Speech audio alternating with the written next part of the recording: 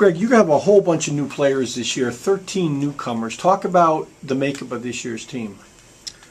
I like the makeup of this year's team. I think it's a nice blend of returners with a lot of experience, and it's also a nice blend of some newcomers with a lot of newcomers really with a lot of potential to get better over the next 4 years. Would you say this might have been one of your better recruiting years? Yeah, it's tough to compare, from year to year, but I think this is definitely one of the stronger classes that we brought in, potential-wise. All that's yet to be seen. They've been through 1 week of college soccer, but going forward, I think this group has a ton of potential if they stay together and really work hard over the next 4 years to be one of the better classes to come through in my time here. Well, you were saying when we talked earlier that you really made a conscious effort this year to really get to know the players and the families before you brought them in. Talk a little bit about that. I think part of the reason for the success that I at least have been able to have is just bringing in good people. And we've got a lot of great kids come through the program. And this year I really even tried to go above and beyond just to try to get to know people even further ahead of time and get to know their families, get to know them, get to know the people that have coached them in the past, and really just do the due diligence ahead of time to really get to know people, to make sure that the new players that we're bringing in are carrying on the tradition of the players that came before them. Well, talking about the tradition, I think the one thing that when people look at one of your teams is characterized by consistency. Now, you're losing your top couple of scorers from last year. You're a very important back defender and your number one goalie. Do you see a smooth transition in filling those holes? Well, we hope it's smooth, but we have some big holes to fill for sure. All region, all conference players, a lot of big goals, a lot of minutes played. So that will yet to be seen, I guess. But after 1 week of preseason, I think we're headed in the right direction, and hopefully we'll be able to over time fill those big shoes that players like Matt Furman and Corey Tobler and Brad Fletcher and Jordan Munsell have vacated from last year, and and a couple of others that aren't returning as well. We've got some big holes to fill. Talk about your senior captains and what you're expecting from them.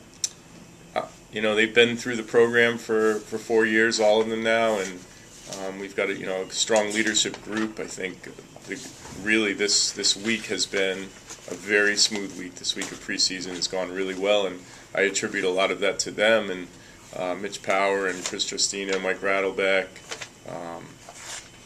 Carl Stenslin, Dan Eisenman, Luke Capizone, just in making things run well and making sure that the younger guys are doing what they're supposed to be doing and what's expected of them, and again, just carrying on the tradition of the players that came before them.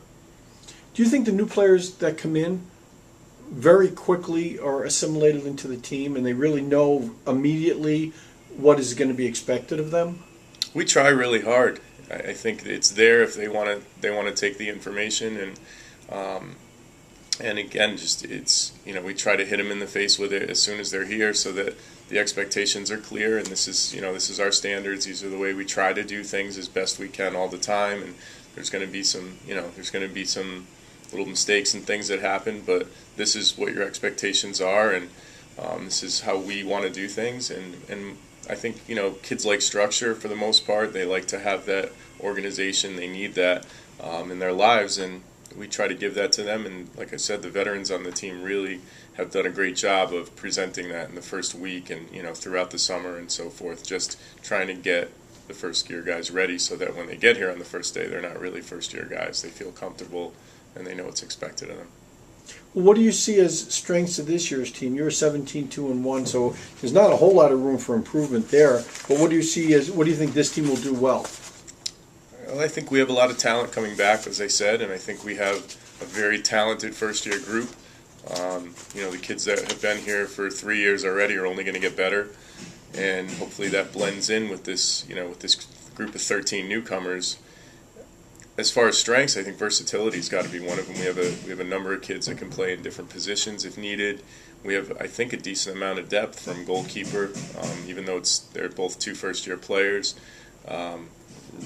Backs, midfielders, forwards. We have 5-6 people that can play in all of those positions. And I think through the first week of preseason, there are only a couple of scrimmages, but the kids have showed that they can go out and we can substitute and really not have that much of a change from the starting 11 to the next 11. So that's what I'm most encouraged by, is that I think we'll be pretty deep. I think we'll be able to take some kids and, take them and put them into the game, and they'll make the game better. Last question, Greg. In the years that you've been here, you've really set the standard, the bar really high. 15-game unbeaten streak last year. You've won the conference tournament the last couple of years, and you're number one. To the surprise of no one, you're number one in the preseason poll. Does it get more difficult as the years go by to maintain that upper level where everyone is gunning for you?